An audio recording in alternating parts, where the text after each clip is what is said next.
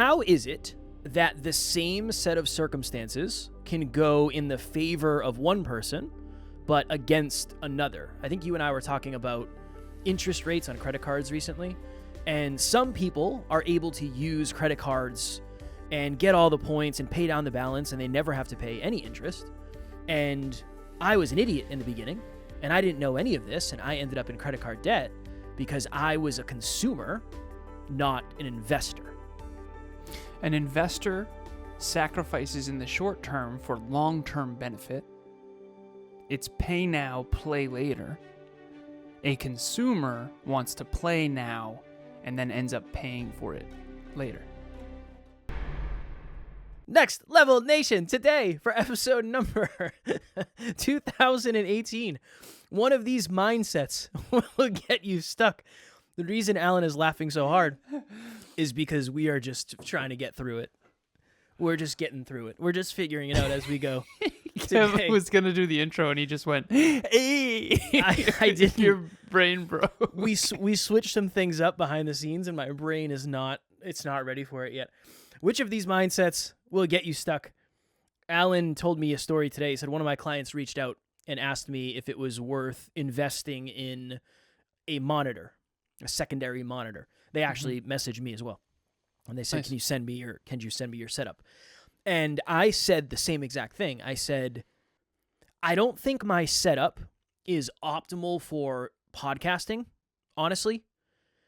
I think it's more optimal for productivity because my camera's under my TV. It's the whole thing. It's not great for being a guest on a podcast. You and I, it's a little bit different. But I said, if you're optimizing to get more done, it's definitely worth investing in some sort of secondary screen.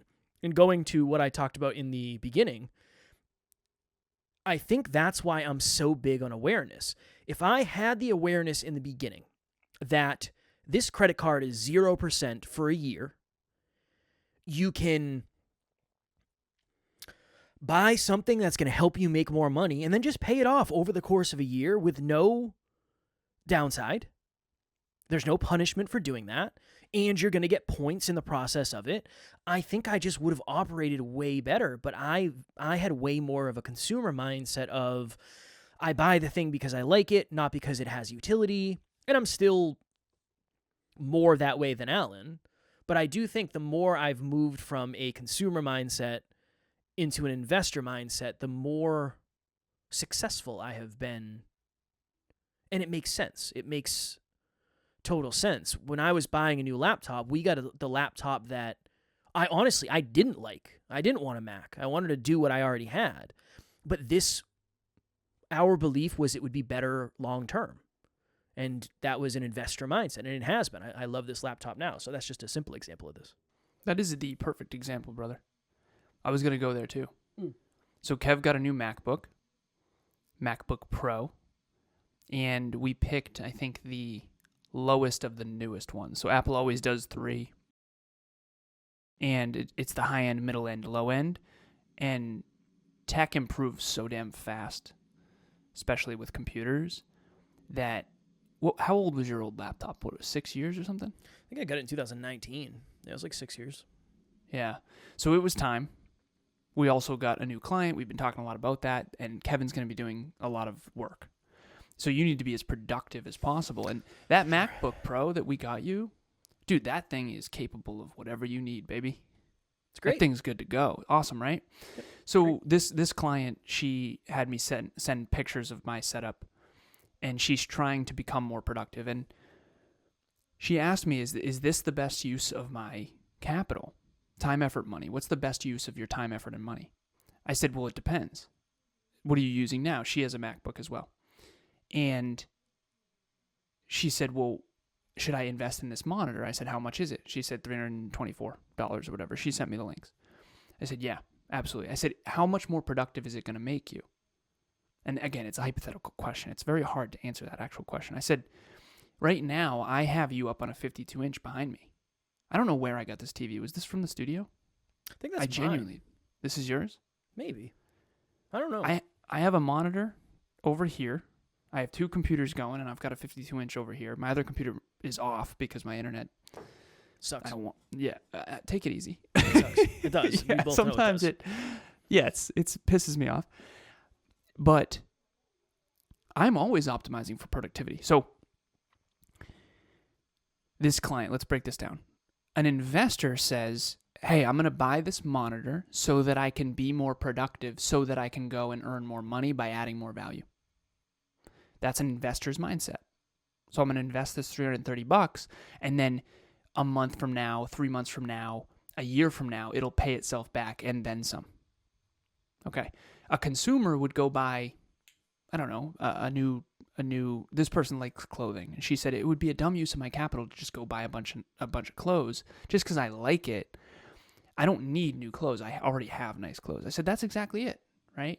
Now, it doesn't mean you never, ever invest or spend money on what you want. It just means you have to be intelligent with your money. And I think of life like a giant chess game. It's what is the best use of my time? What is the best use of my money? And if you are always playing that way, you end up with more time and more money and more effort, and you get better. She also asked me this. She said, should I go to this training? It's 3 days. I said, okay, let's do a cost value analysis. What are the inputs? She said, it's going to cost me $800. I'm going to get certified. And I think she gets a certification. I think she gets like a, hey, you did this thing. I don't know if it's an actual certification. So if you're listening, individual, don't call me out on that. But it's going to cost her 3 days. It's going to cost her $800. I said, how many people are you going to meet? She said, maybe hundreds. I said, okay, are they in your industry? She said, yeah.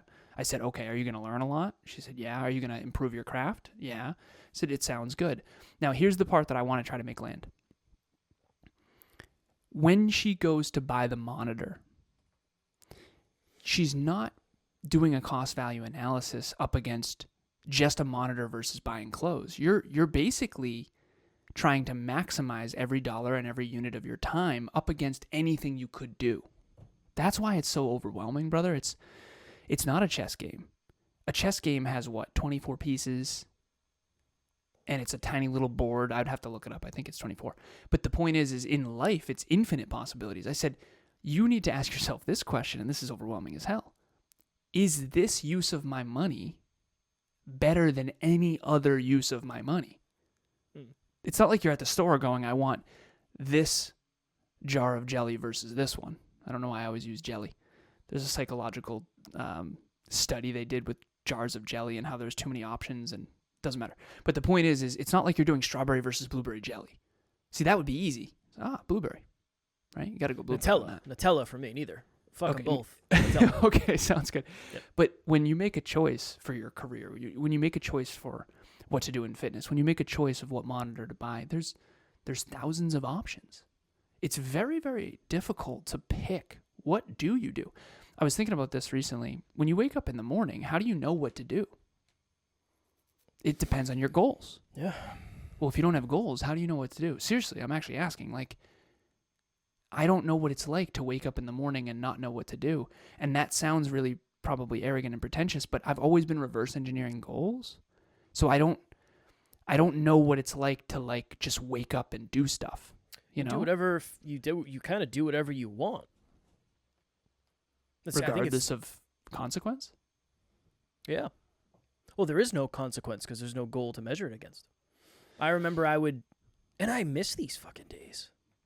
Again, there's the nostalgia piece of just not really knowing the downside. I know it, yes, I want to make sure I know the downside, but the nostalgia comes with wishing you didn't at times and then remembering what you didn't. So you would just do things without knowing where it was leading? Yes. Yeah, back in the day, I would be in New Jersey for work. My two buddies I left a key to my place. They'd be at my place waiting for me. I would get home at 6 o'clock at night. We'd hang out. We'd play Call of Duty. We'd order pizza, sleep in. And the next day, it was we just did whatever we wanted. We went to the gym, played video games, hung out, watched a movie, whatever. There was the goal was relaxation. That was the goal. The goal was relaxation. The good old days, by the way. I was with a a client yesterday who he's an engineer as well and AP Calc teacher. And I don't know if he ever got his degree. So when I call you an engineer, sir, again, I'm just talking high level, everybody. Right. But he went to my school, WPI. So I think he is an engineer. But again, correct me if I'm wrong, brother. But he and I were talking about how back in the day, we would calculate the exact amount of alcohol per unit of calorie per volume per cost. So I'll give this tiny example, and I think this will be of value. So back in college, he and I were at college at the same time. He was in my fraternity. And Miller High Life was $9 for 18 bottles. And its alcohol per volume per price point was optimal. So I went with that. And him and I were talking yesterday on the phone, on Zoom, about how we've never not calculated everything. And how weird it is to live in a world where other people aren't doing as many calculations. And he's someone I would consider kind of a math genius. And he's an AP Calc teacher, and a lot of his students aren't calculating things quite as accurately or as optimally as he thinks they should, and that kind of thing. And he's awesome. He's great. But him and I have never not done that. We've never, like, I calculated the exact amount of drunk I wanted to get by the exact moment in the exact amount of money with the exact type of alcohol, because each alcohol is a different type of drunk. And I would purposely eat a certain amount in order to make sure that I could sustain it long term throughout the night. But everything's equations and math, and I know you're laughing. But here's the thing, right? To make this relevant to anyone watching or listening, what are you calculating? Like, you got to make sure what you're doing is building toward a bigger, better, brighter future.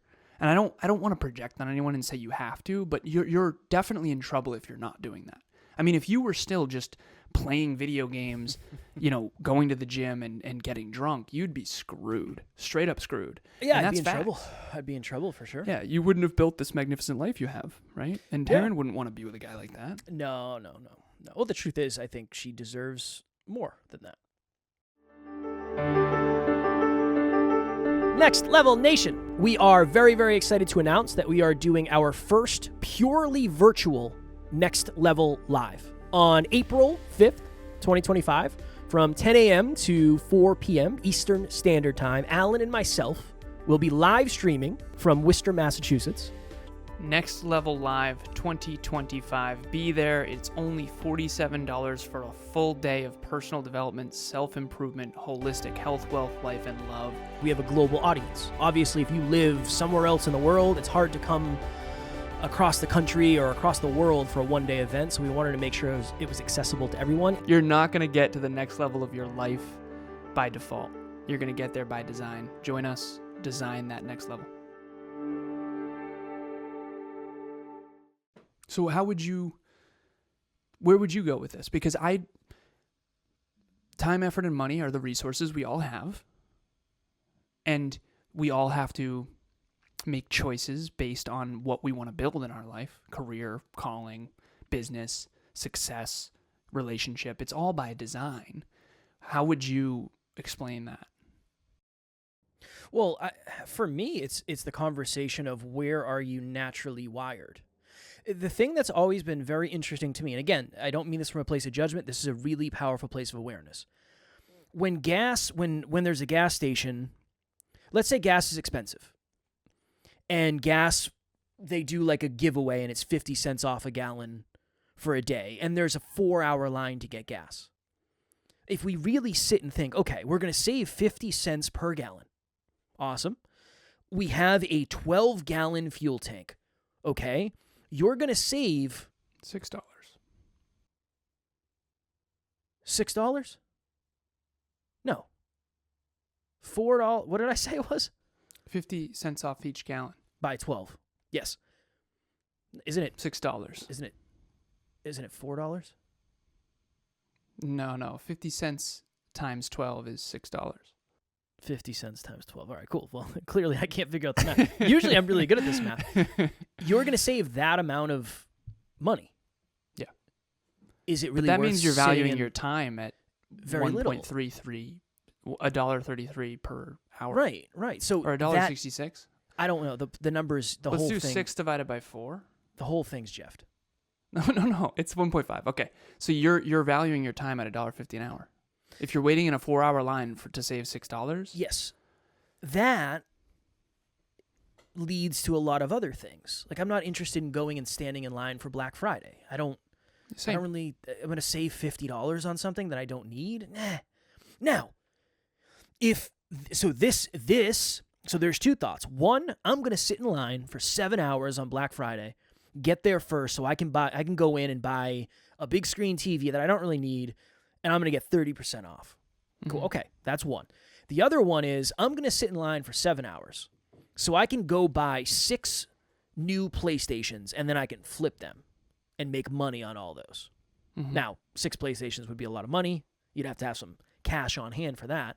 But that's the difference between a consumer mindset and an investor mindset. Those are two very, very different things. Taryn came to me. She sold me. My wife sold me on something well. Very, very well. She said, hey, I think we should get a deep freezer. And I was like, what? Where the hell is this coming from? Nice. And she said, well, it's like $140. We'll split it, and I'll be able to buy way more food when it's on sale. We can freeze it, and you'll never run out of ground beef, and you'll never run out of ground turkey, and we'll always have frozen food available. Like, smart. Okay, I'm in. But all it was, yeah, it makes sense. That makes sense financially. I'm in. It's $70 each. $70? The question is when it's called internal rate of return. So how long does it take for you to break even? I mean, probably like 3 or 4 months. Probably like 6. I'd say probably 6 months. Yeah, this is a good long-term investment. Assuming you take it with you when you get it home. Yeah, well, it's going to come everywhere. So let me ask you this. So if people were to ask me, like, hey, what are the most important character traits for success? I would say number 1 is self-belief. Number 2 is humility. Number 3 is work ethic. And number 4 is intelligence. In that order. Intelligence is just making smart decisions. That's why people are afraid of AI, because it can make smarter choices than them. And it'll take their jobs, essentially. I have a client who uses ChatGPT to coach him all the time. Yeah. And I'm like, oh, I better keep my shit together here. Right? But I'm honestly not. I'm being playful. But at the end of the day, I do understand why people are scared of that. Right? Intelligence is a threat. Because if we create a machine that's smarter than us, we're in some trouble, potentially. And again, that's Terminator stuff and all that. We're going to be all right. But the point I'm making is, and I'm asking you this, Kev, I've always considered intelligence the most important thing. The ability to make an effective choice is the most important thing. I mean, other than self-belief, work ethic, and humility. But like, if you can't make intelligent long-term choices, you basically are winging it, and you're going to end up in a bad place. That's just mathematically true. How do you sell people on how to make more intelligent choices? Like, all my failures in the past were my own dumbass choices. Same. I don't know. I think the thing right now that is hurting you the most, somebody else has probably found a way to make it super beneficial. So, like, again, I keep using credit cards as an example, but for every 10 people that are in massive credit card debt and they don't know how they got there, there's one person who knows exactly how to use it. Yeah. For the benefits that you can have from it. But it's not set up that way. It's set up so it's set up so the people who really know what they're doing can benefit from it. But the vast majority of us have never been taught about what APR means. I still don't know. If somebody said explain APR, it's like I couldn't possibly. I don't know. Annual percent rate or something? It's like I don't know. Yeah. It runs on a certain cycle, and that's how it gets, the interest accumulates in a certain Jeft way. But for every 10 people that are stuck in credit card debt because it's like, well, I'll just pay the minimum and I'll get out. No, it's going to take you like 25 years, depending on what the amount is. Mm-hmm. There's somebody else who, Matt's a really good example. My buddy Matt would get a card because he had really good credit. Yep. He would go spend $10,000 on something that he needed for his investment property, get a bunch of points for it, and then say, okay, I spent $10,000. I got to pay this off within buy 12 months. Yep. I'm going to pay $950 a month on auto pay, and then it'll be done. Cool. Yep. That way he pays no interest, he gets all the money up front, and he gets free capital from the cash on hand. Yeah, it's a win-win-win-win. But he also has a finance degree. So yeah, it makes sense why he would do that, and somebody else like me, who I would never have done that in the past. I just didn't understand how it worked. There was a snowstorm a couple of years ago, and the complex was plowing. And if you don't move your car, it gets towed. Like, that's the thing. You got to move your car, it's going to get towed. And Taryn knocked on the office door and said, hey, you got to move your car. And I said, I have a call with like a very warm potential client. I said, let him fucking tow it. I'm going to get this client. And she's like, what? And I said, babe, you got to think about it. This client is $500 a month. If they stay for 1 month, I mean, how much is it going to cost for me to go get the car? A couple $100? Let me see if I can get this client. Client's been assuming Taryn couldn't just move it herself, right? Yes. But I think she was leaving. Yeah, so she had work. I think she was doing something. So it was like, it is what it is. Yep. Either it's going to get towed or it's not going to get towed. I'm not going to move it. That client's been with us for 2 years. Nice. I was thinking of now again, you can't do that all the time. Yeah. Right? Because if I did that and we didn't get the client, we didn't have any money, and I lost my car, that's a whole different. So there are layers to it. But I think that's probably my best example of like, I don't know, that's not a typical story, but that was very much me saying, all right, I'm going to invest my time into this call where I can make that money back today, and let me see what I can do. And luckily it paid off. So Emilia and I live in a condo complex, and all the landscaping, plowing, all that stuff gets taken care of, but we all pay. Everyone in the condo complex pays for that. As long as Emilia and I are productive during that time when I would have been plowing, that's a net win. Right. But if and I try to make this land, and maybe it'll land differently this time, but one of the benefits, I think, of working so much is you're not spending as much. For fuck's sake, here No, we go. but seriously, real talk. Brother, when you're working, you're not spending. You only need 5 minutes to spend $500. It doesn't take long. Yeah, but when you're focused on your work, you're not spending money. Brother, because if you take a weekend off, really think about this, you're going to end up spending money.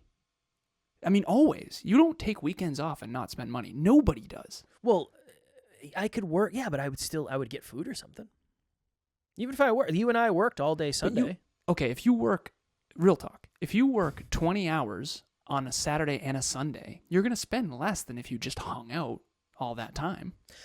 I would say if you're not intentionally focused on saving money. Exactly, which is normal. Well, you always say it to me, like, if you work more, you're going to spend less. It's like, brother, I'm already trying not to spend money. It might be the opposite for me, because I get to the end of the day and it's like, I need to drive some food into this belly of mine. Yeah. Well, even then you're running the equation of, it's going to take me, I'm going to save time that I can be more productive.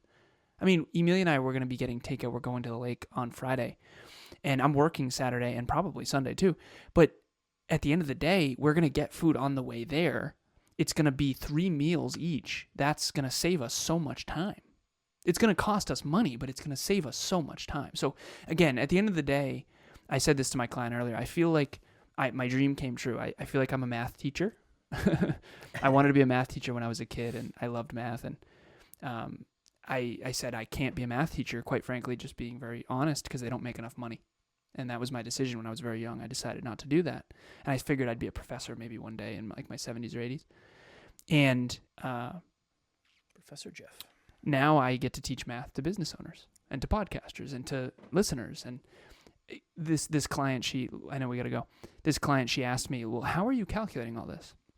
And I said, that's the hardest part. I don't know how to explain it, because unless you understand the mathematics underneath it, it's very hard to calculate. So the simplest way I can give it to our listeners now is, what are the inputs of time, effort, and money, and what are you going to get out of it long term? Because that freezer example, that's not going to actually pay off until 6 months from now. Yep. So that's a decision you're making now that will pay off in 6 months from now. And only if you use the freezer optimally, right? Yep. So that's it's an investor versus a consumer mindset. Consumers are in trouble if you don't also invest. I'm a consumer too. I bought a couple new hats. They're $7 each. Athletica, thank you so much. Awesome hats. Okay, I bought 4 of them, all in different colors, because I don't need much. And I use them every goddamn day in the gym. Every day I go to the gym. Now, because of this long hair. But that's an investment because I can focus more. It's everything is either building towards your bigger, better, brighter future or destructive. Everything. And so just get a little bit smarter, a little bit more intelligent, make a little bit of better choices over time, and your life will get better and better and better. Little by little, this episode is going to be destructive to my calendar if we don't get off here because you and I both have calls. As always, we love you. We appreciate you. Grateful for each and every one of you. At NLU, we don't have fans. We have family. We will talk to you all tomorrow. Keep making next level decisions. Next Level Nation.